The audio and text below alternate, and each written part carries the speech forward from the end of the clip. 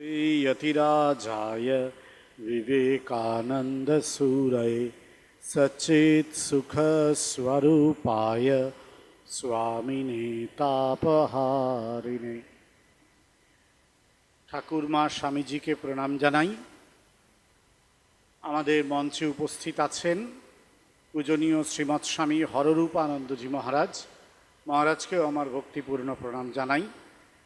আমাদের অত্যন্ত প্রিয় শ্রদ্ধেয় বিজ্ঞানী ডক্টর বিবেকানন্দ রায়, এই আশ্রমের যিনি প্রাণপুরুষ, তিনি উপস্থিত আছেন, তাকেও আমার আন্তরিক শ্রদ্ধা, নমস্কার, কৃতজ্ঞতা।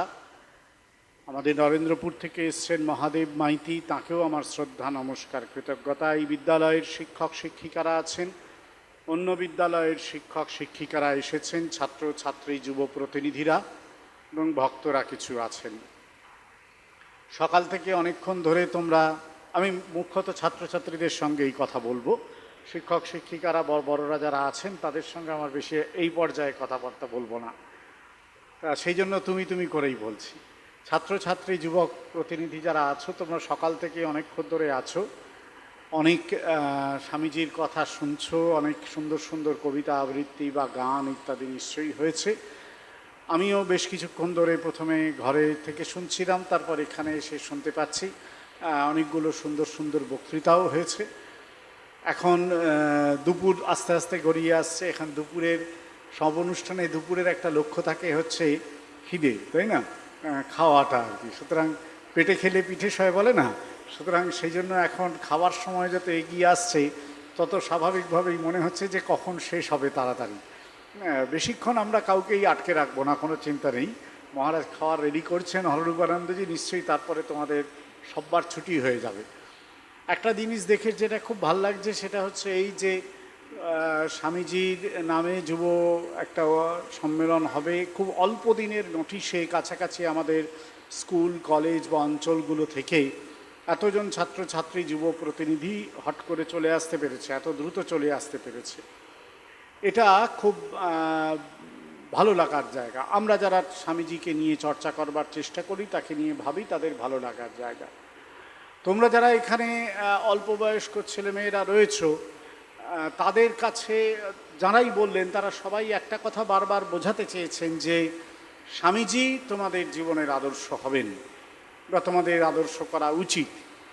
এখন তোমাদের কাছেও এই প্রশ্ন আসতে পারে যে কেন শুধু স্বামীজি, আরও অনেকে তো আছেন, কেন নয়? সম্প্রতির যারা মানুষরা তারা কেন আদর্শ হতে পারবেন না? আসলে এরকম ব্যাপারটা নয়। নিশ্চয়ই আমাদের জীবনে একাধিক আদর্শ হতে পারেন। কেউ যদি খেলোয়াড় হতে চায়, তার কাছে সচিন তেন্ডুলকর বা বিরাট কোহলি ক্রিকেটার হতে চাইলে আদর্শ হতেই পারে। কেউ যদি বক্সার হতে চায়, আমেরিকম আদর্শ হতেই পারেন। নিশ্চয়ই এইগুলো হওয়ার মধ্যে কোনো, কেউ যদি বড় বিজ্ঞানী হতে চায়, বিবেকানন্দ বাবু আছেন, নিশ্চয়ই তিনি আদর্শ হতেই পারবেন। বা আরও অনেক বড় বড় বিজ্ঞানী আছেন, এপিজে আব্দুল কালাম, এরা রয়েছেন। নিশ্চয়ই মানে জীবনের বিভিন্ন ক্ষেত্রে আমরা যখন ধরো বড় হই, পড়াশোনা করি, কেরিয়ার তৈরি করি, তখন আমাদের কাছে এক একজন রোল মডেল হয়ে ওঠেন সেই কেরিয়ারের প্রেক্ষিতে। আমরা যেরকমভাবে বড় হতে চাই সেই রকম প্রেক্ষিতে এক একজনকে আমরা রোল মডেল করি। এটা একেবারেই সত্যিকারের কথা, এটার মধ্যে কিছু ভুল নেই এবং এটা অবশ্যই করা উচিত। আমরাও যখন ছাত্র ছিলাম, তোমাদের বয়সে ছিলাম, আমরা বড় পড়াশোনা করে বড় হব, আমাদের কোনো মাস্টারমশাইকে হয়তো খুব ভালো লাগতো, অথবা কোনো হয়তো যারা এই সব গান বাজনা আবৃত্তি করতো তাদের হয়তো কোনো আবৃত্তিকারকে ভালো লাগতো, কোনো গায়ককে ভালো লাগতো। মনে হতো আমরা যদি ওই রকম গান করতে পারি, এই রকম আবৃত্তি করতে পারি কেমন হয়। হ্যাঁ, এটা একটা সবারই ভালো লাগে। এইগুলো হচ্ছে এক একটা আইডিয়াল, একটা রোল। সামনে তোমার কাছে একটা রোল মডেল রয়েছে, তুমি সেই অনুযায়ী নিজেকে তৈরি করছো, এটা অবশ্যই দরকার। কিন্তু তার সঙ্গে আরেকটা জিনিস দরকার, যেটা কিন্তু তোমার কেরিয়ারটাকে অনেক বেশি প্রতিষ্ঠিত করবে। ধরো তুমি একজন ভালো খেলোয়াড় হবে, হতেই পারো, তোমার ইচ্ছা। অথবা ধরো তোমার ইচ্ছা হয়েছে তুমি একজন ভালো অভিনেতা হবে, হতেই পারো। তোমার হয়তো ইচ্ছা তুমি বড় একজন রাজনীতিবিদ হবে, রাজনৈতিক নেতা হবে, হতেই পারো। কেউ ডাক্তার হবে ভাবছো, কেউ ইঞ্জিনিয়ার হবে ভাবছো, কেউ প্রশাসক হবে, কেউ শিক্ষক হবে ভাবছো, যে যা কিছু ভাবতে পারো, ব্যবসায়ী হবে ভাবছো, কোনো অসুবিধা নেই। এবং তার জন্য এক একজনকে রোল মডেল করেছো। কিন্তু এই প্রত্যেকটা তোমাদের ভাবনা, এই যে তোমরা কেরিয়ারটা তৈরি করবে ধরো, সেখানে একটা গুরুত্বপূর্ণ ফ্যাক্টর আছে, একটা গুরুত্বপূর্ণ বিষয় আছে, এটা তোমরা একটুখানি ভাবো। ধরো তুমি একজন ভালো খেলোয়াড় হলে, হ্যাঁ ঠিক আছে, বড় খেলোয়াড় হলে, আমাদের দেশে বা সারা পৃথিবীতে এটার উদাহরণ রয়েছে। দক্ষিণ আফ্রিকা যখন নতুন ক্রিকেট খেলা শুরু করলো তার দ্বিতীয় পর্বে, তখন ওদের দেশের একজন বিখ্যাত ক্রিকেটার এসেছিলেন, খুব নামকরা ক্রিকেটার, উনি ওই দেশের ক্যাপ্টেনও হয়েছিলেন, তার নাম ছিল হ্যান্সি ক্রোনিয়ে। হ্যান্সি ক্রোনিয়ে খুব নামকরা ক্রিকেটার ছিলেন এবং অসাধারণ ক্রিকেটার ছিলেন, নিজে ভালো খেলতেন এবং দেশটার দ্বিতীয়বার যখন ক্রিকেটে এলো তখন ওর নেতৃত্বে কিন্তু দারুণ খেললো ও দেশটা। কিন্তু এই হ্যান্সি ক্রোনিয়েই তার জীবনে খেলার একেবারে শেষ পর্বে একটি করাপশন, একটি দুর্নীতিতে জড়িয়ে পড়লেন, ক্রিকেট সংক্রান্ত একটি দুর্নীতিতে জড়িয়ে পড়লেন এবং তার কেরিয়ার শেষ হয়ে গেল। তাকে খেলোয়াড় জীবন থেকে সাসপেন্ড করে দেওয়া হলো এবং তার নানান রকম সমস্যা তাকে নিয়ে তৈরি হলো, তাকে শাস্তি পেতে হলো ইত্যাদি প্রভৃতি হলো। এবং সত্যিকারের কথা, দুর্ভাগ্যজনকভাবে অত্যন্ত অল্প বয়সে তিনি মারা গেলেন। তার শাস্তির মেয়াদটা শেষ হয়ে যাওয়ার গিয়েছিল, তারপরে তিনি মারা গেলেন। তাই শাস্তির মেয়াদ শেষ হয়ে যাবার পরে আবার যখন তিনি তার নিজের জীবনের, নিজের যে নিজস্ব পেশা বা পারিবারিক জীবনে ফিরে এসেছিলেন, তখন ওনাকে একবার জিজ্ঞাসা করা হয়েছিল যে আপনি তো এত বড় ক্রিকেটার ছিলেন, কিন্তু আপনার জীবনেই তো এরকম একটা দুর্ঘটনা নেমে এসেছিল, আপনাকে শাস্তি পেতে হয়েছিল, আপনি অন্যায় করে ফেলেছিলেন, তা এটা কেন ঘটলো? এত বড় একজন ক্রিকেটার আপনি এটা করলেন। তখন উনি খুব সুন্দর বলেছিলেন, দেখুন কেন ঘটেছিল তার উত্তরটা আমার জীবনের মধ্যে নিহিত আছে, কিন্তু আমি সেটার বিশ্লেষণ এখন আর দিতে চাই না, তার কারণ আমি পুরনো দিনে ফিরতে চাই না। আমি শুধু আমার দেশের সমস্ত যারা উঠতি যুবক যুবতী তাদের একটা কথাই বলতে চাই যে জীবনে যদি বড় হতে চাও তাহলে এমনভাবে বড় হবে যাতে জীবনে কোনো দিন তোমাকে ছোট হতে না হয়। জীবনে যদি তুমি বড় হতে চাও তাহলে এমনভাবে বড় হবে যাতে তোমাকে জীবনে কোনো দিন ছোট হতে না হয়। দেখো, তুমি বড় হতে চাও, কিন্তু তুমি বড় হতে গিয়ে তোমার মনের মধ্যে যে লোভ, হিংসা, নানান রকম খারাপ বৃত্তিগুলো আছে, সেগুলোকে যদি তুমি নিয়ন্ত্রণ করতে না পারো তাহলে বড় হওয়ার পথে তুমি একদিন ছোট হয়ে যাবে, চলতে চলতেই ছোট হয়ে যাবে। তোমরা সবাই বড় হয়েছো, এখন তো মোবাইলের যুগ, খবর দেখছো, এইসব নানান রকম দেখছো, তা সেখানে নিশ্চয়ই তোমরা দেখো যে কত বড় বড় মানুষ, তাদের নিয়ে কত খারাপ খারাপ কথা হচ্ছে। তারা হয়তো একসময় পাওয়ারে আছেন, তারা হয়তো তোমাকে আমাকে শাসন করছেন, তাদের শক্তি দিয়ে, তাদের ক্ষমতা দিয়ে, তাদের অর্থ দিয়ে, তাদের পদ দিয়ে তারা শাসন করছেন, কিন্তু দেখা যাচ্ছে যে তারা তাদের জীবনের একটা পর্যায়ে গিয়ে এমন একটা কাজে জড়িয়ে গেলেন যার ফলে তারা কিন্তু সেই পদ হারালেন, সেই সম্মান হারালেন, তাদের কিন্তু সমস্ত, এখন আমরাই তাদের দুচ্ছাই করতে লাগলাম। কি অদ্ভুত ব্যাপার! একদিন আমরা তাদের, ধরো খুব তিনি সম্মানীয় ছিলেন, তার বড় পদ ছিল, আমরা এনে মঞ্চে বসিয়েছিলাম, তারপর তিনি এমন একটা কাজ করলেন যে আমরাই তার দিকে ফিরেও তাকাচ্ছি না, কেউ তার কথা উচ্চারণও করছে না। ওই যে এমনভাবে বড় হতে হবে যাতে ছোট না হতে হয়। আমাদের একটা বিখ্যাত শাস্ত্র আছে, বই আছে, তোমরা অনেকে নাম শুনেছ হয়তো বা কেউ পড়েওছ কিছুটা হলেও, ভগবত গীতা। গীতা, ভগবান কৃষ্ণ অর্জুনকে কুরুক্ষেত্র যুদ্ধের সূচনায়, যুদ্ধ শুরু হবে তার আগে যুদ্ধক্ষেত্রে অর্জুন রথ নিয়ে গিয়েছেন, এই একদিকে কৌরব সৈন্যরা রয়েছে, আরেকদিকে অর্জুন তথা পাণ্ডব সৈন্যরা রয়েছে, সেখানে উপস্থিত হয়েছেন।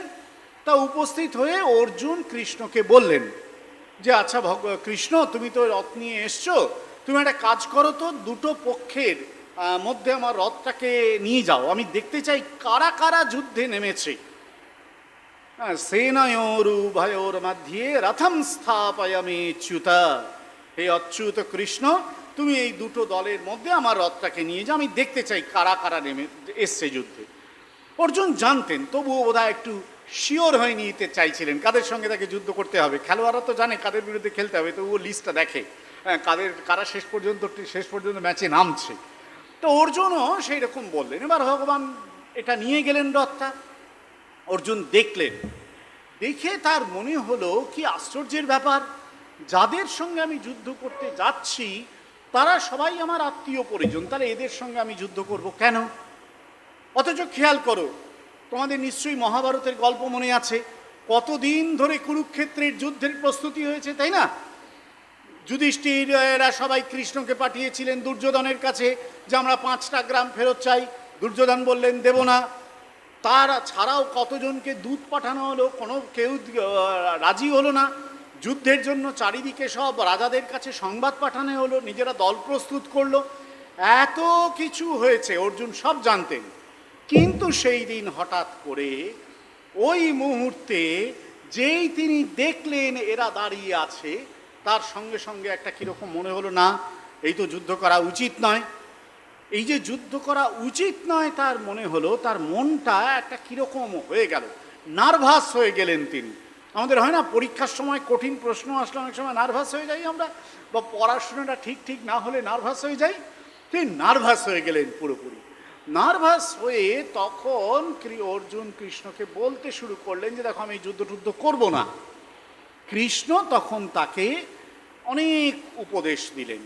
গীতাটা হচ্ছে, ভগবদ গীতা হচ্ছে এই যুদ্ধক্ষেত্রে দাঁড়িয়ে কৃষ্ণের অর্জুনকে বলা উপদেশ, যেখানে অর্জুনকে তিনি বলেছিলেন তিনি কেন যুদ্ধ করবেন। যুদ্ধ ভালো না, মানুষকে কেন মারবে, কখনোই ভালো না যুদ্ধ। নিঃসন্দেহে যুদ্ধে রক্তপাত হয়, যুদ্ধ ভালো না।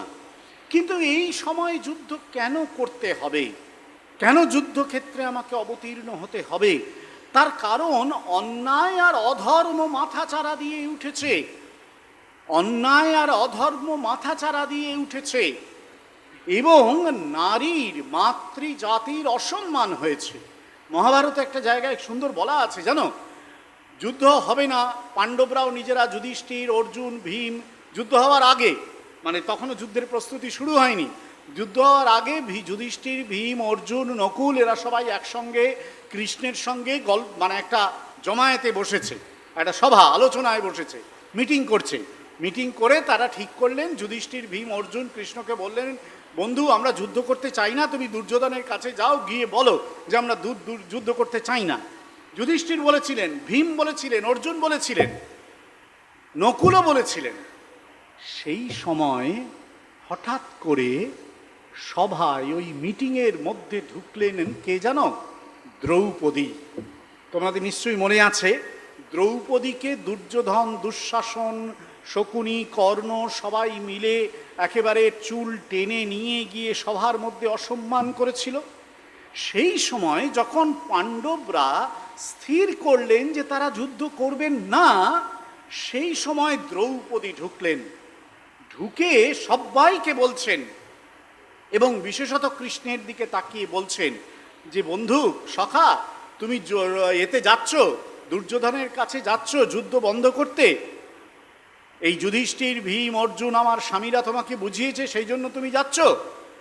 তুমি কিন্তু একটা জিনিস মনে রেখো, যে আমাকে কেমন অসম্মান করা হয়েছিল কৌরবের সভায়, যখন তুমি সন্ধি করতে যাবে তখন আমার কথাটা মনে রেখো, আমার অসম্মানের কথাটা মনে রেখো। এবং এটা মনে রেখো, যদি শেষ পর্যন্ত যুধিষ্ঠির, ভীম, অর্জুন যুদ্ধ না করে, আমি আমার বৃদ্ধ পিতা দ্রুপদ এবং আমার ভাই এবং আমার 5 ছেলেকে নিয়ে ওই যে অন্যায়কারী দুর্যোধন, দুঃশাসন, দুষ্ট লোক যারা, তাদের বিরুদ্ধে আমি যুদ্ধযাত্রা করব। অসাধারণ এই ঘোষণা। সুতরাং মহাভারতের কাহিনী অর্জুন বলছেন, অর্জুনকে কৃষ্ণ বলছেন যে দেখো এখন এই অধর্ম, অন্যায় চারিদিকে দাঁড়িয়ে আছে, এর বিরুদ্ধে তোমায় মাথা তুলে দাঁড়াতে হবেই, যুদ্ধ করতে হবেই। কিন্তু সেই যুদ্ধ করতে গিয়েও তোমাকে মনে রাখতে হবে যে যেন তোমার মধ্যে দৈবী সম্পদ জাগ্রত হয়, আসুরি সম্পদ নয়। নিশ্চয়ই আমরা অন্যায়ের বিরুদ্ধে রুখে দাঁড়াবো, আমাদের আত্মবিশ্বাস থাকবে, আমাদের সাহস থাকবে, আমরা নিশ্চয়ই সমস্ত কিছুর প্রতিবাদ প্রতিকার করব, কিন্তু তার সঙ্গে আমাদের মাথায় রাখতে হবে যে আমাদের মধ্যে যেন কখনো আসুরি সম্পদ না আসে। ভগবান সেই আসুরিক সম্পদের কথা গীতায় বলেছেন। দম্ভ অহংকার যেন না আসে, লোভ যেন না আসে, হিংসা যেন না আসে, ঈর্ষা পরশ্রী কাতরতা এগুলো যেন না আসে আমাদের মধ্যে। আর আমরা যাই করি না কেন আমাদের মধ্যে যেন দৈবী সম্পদ থাকে, বিনয় থাকে, শ্রদ্ধা থাকে, দয়া থাকে, ক্ষমা থাকে। এগুলো হচ্ছে দৈবী সম্পদ। এগুলো যত আমার মধ্যে জাগ্রত থাকবে তত কিন্তু আমি সংসারে চলতে গিয়ে, ন্যায়ের পথে চলতে গিয়ে, অন্যায়ের বিরুদ্ধে চলতে গিয়ে আমি কিন্তু নিজেকে ধরে রাখতে পারবো। এরকম প্রচুর দেখা যায় সংসারে, দেখবে নিজে অন্যায়ের বিরুদ্ধে প্রতিবাদ করে লড়াই করেছে, নিজেই সেই অন্যায়টা করেছে। আবার যখন সে নিজে ক্ষমতা পেয়েছে নিজেই সে অন্যায়টা করে ফেলেছে। কি করে করলো? এরকম তো করার কথা ছিল না। তার কারণ তার মধ্যে ওই দৈবী সম্পদটা জাগ্রত হয়নি, সেটিকে আমাদের জাগাতে হবে। স্বামীজি নিবেদিতাকে একটি চিঠি লিখেছিলেন, অসাধারণ চিঠি। সে চিঠিতে স্বামীজি লিখছেন, হে মহাপ্রাণ, ওঠো জাগো, জগৎ দুঃখে পুরে খাক হয়ে যাচ্ছে, তোমার কি নিদ্রা সাজে? এসো আমরা ডাকতে থাকি, যতক্ষণ না নিদ্রিত দেবতা জাগ্রত হন, যতক্ষণ না অন্তরের দেবতা বাইরের আহ্বানে সাড়া দেন। তোমার আমার ভেতরে স্বামীজি বলছেন একজন দেবতা নিদ্রিত হয়ে আছেন, অন্তরের দেবতা তিনি। তুমি আমি তাকে চিনতে পারছি না। চিনতে পারবো কি করে? তোমরা প্রশ্ন করতে পারো, মহারাজ চিনতে পারবো কি করে? ওই যে তোমার আমার ভেতরের যে ভালো গুণগুলো রয়েছে সেগুলোকে তোমাকে জাগাতে হবে। তোমার মধ্যে যদি শ্রদ্ধা, সম্মান, ভালোবাসা, ক্ষমা, দয়া এই ভালো গুণগুলো জাগে, তোমার অন্তরের দেবতা জাগ্রত হয়ে উঠবেন। এবং সেই অন্তরের দেবতা যখন জাগ্রত হবেন তখন তুমি জগতের ডাকে সাড়া দিতে পারবে। অনেকে এই পৃথিবীতে দেখবে, অনেক মানুষ আছে যারা নানান দুঃখে আর্ত হয়ে আছে।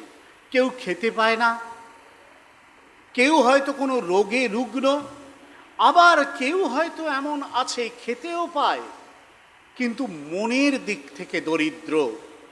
মনের দিক থেকে মনে রাখবে, গরিবী দারিদ্র দু রকমের হয়, এক শারীরিক দারিদ্র আর একটা মানসিক দারিদ্র। খিদে, দুটো খিদে আছে, একটা শরীরের খিদে আছে, একটা চরিত্রের খিদে আছে। শরীর চায় ভাত, ডাল, তরকারি, ভালো পুষ্টিকর খাদ্য, অবশ্যই তাকে দিতে হবে, কিন্তু চরিত্রেরও একটা খিদে আছে। সে চায় তুমি সত্যবাদী হবে, তুমি ধৈর্যশীল হবে, তুমি দয়াপরায়ণ হবে, পরার্থপর হবে। এগুলো হচ্ছে চরিত্রের খাদ্য। সে খাদ্যগুলো চরিত্রকে দিতে হবে। ধরো তুমি যদি মনে করো যে না আমি মিথ্যাবাদী হব, মিথ্যায় আমি জগৎকে জয় করব, প্রথম দিকে দু একবার তুমি পারবে, তারপর আর পারবে না। সত্য কথা বলার আবার কষ্ট প্রচুর। সত্য কথা কিন্তু এমনিতে বলে হয় না, দেখবে সত্যের কষ্ট প্রচুর। একালের একজন কবি নীরেন চক্রবর্তী লিখেছিলেন, রবীন্দ্রনাথ বলছেন একটা বিখ্যাত কবিতায়, সত্যেরে ভালোবাসিলাম সে যে কঠিন। সত্যকে ভালোবেসেছি কিন্তু সে কঠিন, কিন্তু সে আমাকে কখনো বঞ্চনা করবে না। সত্য এমন একটা জিনিস, সে তোমায় বঞ্চনা, কিন্তু তাকে যখন তুমি ভালোবাসবে তখন দেখবে সে খুব কঠিন, সে তোমাকে দুঃখ দেবে, কষ্ট দেবে। সত্যকে পালন করতে গেলে দুঃখ পেতে হয়, কষ্ট পেতে হয়। তুমি সত্য নিয়ে যদি দাঁড়িয়ে থাকো খাড়া হয়ে, তোমার বিপক্ষে অনেকে অনেক কিছু বলতে থাকবে, কিন্তু তুমি যদি সত্যকে ধরে থাকো, একদিন তাদের সমস্ত ক্ষোভ, বিক্ষোভ, ক্রোধ শান্ত হতে বাধ্য। তোমার মধ্যে যদি সত্যের জোর থাকে, তোমার মধ্যে যদি পবিত্রতার জোর থাকে, তোমার মধ্যে যদি এই চারিত্রিক বল থাকে, তাহলে জগৎ তোমার বিরুদ্ধে দাঁড়াতে পারে। স্বামীজি বলছেন সত্যের জন্য সব কিছু ত্যাগ করা যায়, কোনো কিছুর জন্য সত্যকে ত্যাগ করা যায় না। অত্যন্ত গুরুত্বপূর্ণ। তুমি যদি সব কিছুকে ত্যাগ করতে চাও, তাহলে তুমি যদি সত্যকে ধরে রাখতে চাও, তাহলে কিন্তু তোমাকে এই সমস্ত কিছুকে ত্যাগ করাটা শিখতে হবে। সত্য অত্যন্ত কঠিন, তাকে নিয়ে কিন্তু তোমাকে চলতে হবে।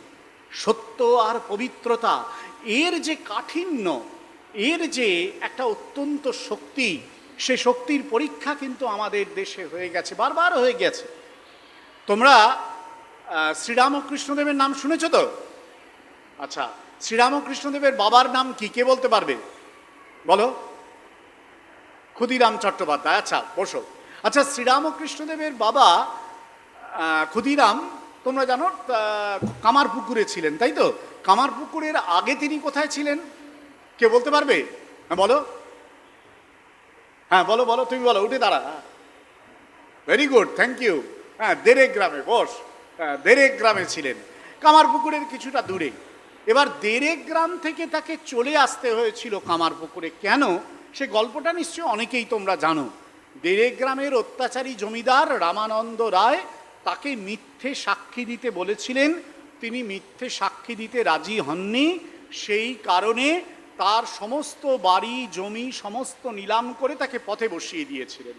সেই সময় দেরেক গ্রামে ক্ষুদিরামের 100 একরের বেশি জমি ছিল, পুকুর ছিল, যজমানি করতেন, বিরাট সম্পন্ন ধনী ব্যক্তি ছিলেন। রাতারাতি পথে বসতেন সত্যের জন্য। সত্যের জন্য রামচন্দ্রকে বনে যেতে হয়েছিল। যারাই সত্যকে পালন করেছেন তাদের কিন্তু সবাইকে কষ্ট ভোগ করতে হয়েছে, কিন্তু দেখো, তারা শেষ পর্যন্ত সমাজে মাথা তুলে দাঁড়িয়ে থাকতে পেরেছেন। সত্যের শক্তি, পবিত্রতার শক্তি, নিঃস্বার্থপরতার শক্তির কোনো তুলনা নেই। স্বামীজি একটা জায়গায় বলছেন, নিঃস্বার্থপরতাই ঈশ্বর, আনসেলফিশনেস ইজ গড। তুমি যদি নিঃস্বার্থপর হতে পারো, যে নিজের জন্য আমি কিছু চাই না, আমি অন্যের জন্য সব কিছু বিসর্জন দেব, হ্যাঁ, আমার জীবনটা আমি কেবল অন্যের জন্য দেব, এটা যদি তুমি করতে পারো, তাহলে দেখবে তোমার ভেতরে যে শক্তি আসবে, যে আনন্দ আসবে, তার কোনো তুলনা নেই জগতে। আমরা নিজেরা চোখের সামনে দেখেছি, নিঃস্বার্থপর মানুষ নিঃস্বার্থ হওয়ার জন্য টাকার অপেক্ষা করে না, পদের অপেক্ষা করে না, সে নিজেকে উজাড় করে দিতে পারে। আমি একটা ছোট্ট ঘটনা বলি তোমাদেরকে, খুব মর্মস্পর্শী ঘটনা। এই ঘটনাটা আমার নিজের জীবনে একেবারে চোখের সামনে দেখা। আমি একটা সময় আমাদের সারদাপীঠ বেলুড়ের কাছে একটা কলেজ ছিল, সেই কলেজে থাকতাম। তখন আমি সেই কলেজের ভাইস প্রিন্সিপাল হিসেবে কাজ করছি। তা আমাদের একটি ছাত্র, সে একটা খুব দুরারোগ্য ব্যাধিতে, ভুল চিকিৎসার কারণে একটি দুরারোগ্য ব্যাধিতে আক্রান্ত হলো। ছেলেটি খুব গরিব ছেলে ছিল, তার বাবা মা তারা একেবারে ওই দিনমজুর খাটতেন। সুন্দরবনের প্রান্তে দুলদুলি বলে একটা দ্বীপ আছে, সেই দ্বীপে একটা প্রান্তে তারা থাকতেন। একেবারে দিন আনি দিন খাই, মাটির ঘর। তা একমাত্র ছেলে তাদের, সেই ছেলে সেই দুরারোগ্য ব্যাধিতে আক্রান্ত হলো। তাদের চিকিৎসা করার সামর্থ্য ছিল না। যাই হোক, সবাই মিলে, কলেজ, শিক্ষক, ছাত্র, প্রাক্তন ছাত্র সবাই মিলে তার চিকিৎসার ব্যবস্থা করলো। কলকাতার একটা বিরাট নামকরা হসপিটাল, বেলভিউ নার্সিংহোম, সেখানে তাকে ভর্তি করা হয়েছিল।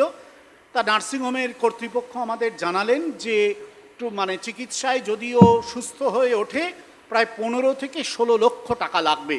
এটা আমি বলছি 2012 সালের কথা।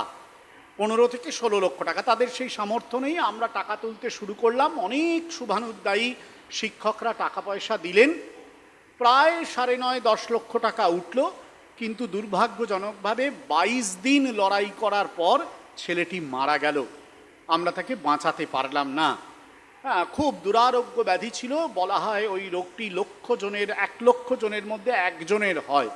কোনো ক্রমে হয়ে গেল। একটি উদীয়মান ছেলে, মাত্র তার 20 বছর বয়স, সে লড়াই করে আর পারল না, মারা গেল।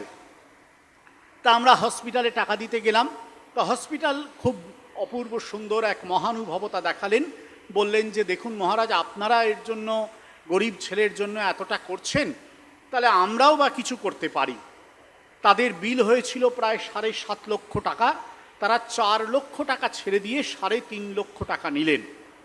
তা আমরা, আমাদের হাতে প্রায় তখন তারপরে ওই 6-6.5 লক্ষ টাকা বেঁচে থাকলো। আমরা ঠিক করলাম, আমাদের কলেজেই ছিল, তা আমরা ঠিক করলাম বাবা মা তো খুব গরিব, আর এই একটিমাত্র ছেলে বড় হচ্ছিল, আর তো ওদের কেউ নেই, তাহলে এই টাকাটা আমরা ওই বাবা মার কাছে তুলে দেব, ব্যাংকে থাকবে ফিক্সড ডিপোজিট হিসেবে, তার সুদ দিয়ে ওদের সংসার চলবে। এইটি মোটামুটি ঠিক করা হলো। যাই হোক, কিছুদিন পরে সব ছেলের কাজকর্ম মিটে যাওয়ার পরে আমরা বাবা মাকে বললাম যে আপনারা একটু আসুন, আপনাদের সঙ্গে একটু কথা আছে। বাবা মা বললেন হ্যাঁ মহারাজ, আপনাদের সঙ্গে দেখা করতে যাব, ইচ্ছা আছে। মাসখানেক পরে তারা এলেন। আমরা বাবা মাকে আসার পরে বাবা মা আমাদের সঙ্গে গল্প টল্প হলো। তারপর আমরা সবাই, মহারাজরা ছিলাম, প্রিন্সিপাল মহারাজ, আমি, মাস্টারমশাইরা আমরা ছিলাম, আমরা সবাই মিলে বাবা মাকে বললাম যে দেখুন, এই আমাদের হাতে প্রায় ওর চিকিৎসার জন্য এই টাকা তোলা হয়েছিল, 6 লক্ষ টাকা পড়ে আছে, আর এটা আমরা আপনাদের নামে একটা ব্যাংকে দিতে চাই। আপনাদের ব্যাংকের এটা যদি দেন, আপনাদের নামে আমরা ট্রান্সফার করে দেবো, ওখানে ফিক্সড ডিপোজিট করে দেবো, আপনারা এর সুদটা কাজে লাগাতে পারবেন। অত গরিব বাবা মা, যাদের একমাত্র সন্তান মারা গেছে, ঘরে কিচ্ছু নেই, তারা নিজেরা দিনমজুর খাটেন, সেই বাবা মা বললেন না মহারাজ, এই টাকা আপনাদের কাছে রেখে দিন। এই আমার মতন, আমার ছেলের মতন কোনো ছেলে আবার যখন অসুস্থ হবে, তার চিকিৎসায় এই টাকা আপনারা ব্যয় করবেন। চিন্তা করে দেখো, নিঃস্বার্থপরতা কোথায় যেতে পারে। ওরকম দরিদ্র মানুষ, তার কাছে এই অর্থের বিপুল মূল্য, একমাত্র সন্তান চলে গিয়েছে। আমরা সেদিন মনে প্রাণে অনুভব করেছিলাম যে স্বামীজির কথা কত সত্য হতে পারে। আনসেলফিশনেস ইজ গড, নিঃস্বার্থপরতাই ঈশ্বর। যে মানুষের জীবনে এইভাবে সততা বা সত্যবাদিতা, নিঃস্বার্থপরতা, পবিত্রতা যে মানুষের জীবনে এসে জমা হয়, নিঃসন্দেহে সে মানুষ কিন্তু এই সংসারে বড় হয়ে ওঠে। স্বামীজি খুব সুন্দর লিখছেন আরেকটি চিঠিতে, কোনো ব্যক্তি বা জাতির বড় হওয়ার জন্য 3টি জিনিসের প্রয়োজন। কোনো ব্যক্তি বা জাতির বড় হওয়ার জন্য 3টি জিনিসের প্রয়োজন। 1, সাধুতার শক্তিতে প্রগাঢ় বিশ্বাস। 2, হিংসা ও সন্দিগ্ধ ভাবের একান্ত অভাব। এবং 3, যারা ভালো হতে চেষ্টা করছে তাদেরকে সহায়তা করা। খেয়াল করো, 1 নম্বর কি বললেন? সাধুতার শক্তিতে প্রগাঢ় বিশ্বাস। ভালো যা কিছু তাতে বিশ্বাস করতে হবে। সংসারে যা কিছু ভালো আছে, মঙ্গলময়, কল্যাণময়, তাতে বিশ্বাস করতে হবে। সে বিশ্বাস আমার মধ্যে শক্তি দেয়। সে বিশ্বাসের ফলে আমি ওই সাধুতার পথে অগ্রসর হই। আমি যদি বিশ্বাস করি সত্য রক্ষা করতে হবে, আমি যদি বিশ্বাস করি যে আমাকে নিঃস্বার্থপর হতে হবে, তাহলে ওই সত্যবাদিতা, ওই নিঃস্বার্থপরায়ণতা তোমার আমার মধ্যে প্রবেশ করবে। আমি সত্যপরায়ণ হব, মিথ্যে কথা বলতে গিয়ে আমি থমকে দাঁড়াবো, স্বার্থপর হতে গিয়ে আমি থমকে দাঁড়াবো। তাই সাধুতার শক্তিতে বিশ্বাস চাই। পৃথিবীর সভ্যতা দেখিয়েছে যে মানুষ সত্যি সত্যি সৎ, কল্যাণময়, তার জীবন পৃথিবীতে সর্বাধিক পূজিত হয়েছে। দ্বিতীয়, হিংসা ও সন্দিগ্ধ ভাবের একান্ত অভাব। কোনোভাবে নিজের মধ্যে হিংসা আনবে না। কাউকে হিংসা করা উচিত নয়, ঈর্ষা করা উচিত নয়, বিদ্বেষ করা উচিত নয়। জীবনে মনের মধ্যে যেখানে হিংসা, ঈর্ষা, বিদ্বেষ, মনে রাখবে সেখানে তুমি পরাজিত, সেখানে তুমি একজন ছোট মানুষ, সেখানে তুমি কিন্তু সংসারে একজন পিছিয়ে পড়া মানুষ। যেখানে তোমার মনের মধ্যে হিংসা নেই, ঈর্ষা নেই, বিদ্বেষ নেই, ঘৃণা নেই, সেখানে তুমি একজন বড় মানুষ। সংসার তোমাকে অসম্মান করতে পারে, সমস্ত পৃথিবী তোমাকে খারাপ বলতে পারে, কিন্তু তুমি যদি পাল্টা তাকে খারাপ না বলো, তুমি যদি তাকে ক্ষমা করে দাও, তাহলে নিশ্চিত জানবে যে তোমার মধ্যে কিন্তু ওই বড় মানুষটি বেঁচে উঠেছে, জেগে উঠেছে। আর শেষ, যারা ভালো হতে চেষ্টা করছে বা ভালো কাজ করছে তাদের সহায়তা করা। যেখানে দেখবে কোনো ভালো কাজ হচ্ছে, এই বয়স থেকেই সেখানে যাওয়ার চেষ্টা করবে, সেখানে অংশ নেওয়ার চেষ্টা করবে। তাতে দেখবে তোমার মনের আনন্দ কিন্তু ক্রমাগত বাড়তে থাকবে। স্বামীজি বলছেন যে তোমার ভিতরে সেই বিরাট মানুষটি রয়েছেন, each soul is potentially divine. তোমার মধ্যে সেই ভগবান ঘুমিয়ে রয়েছেন, তাকে জাগ্রত করতে হবে। বুদ্ধদেব বলেছিলেন আত্মদীপ ও ভাবা। রবীন্দ্রনাথের ভাষায় আপনারে দীপ করি জালো, দুর্গম সংসার পথে অন্ধকারে দিতে হবে আলো।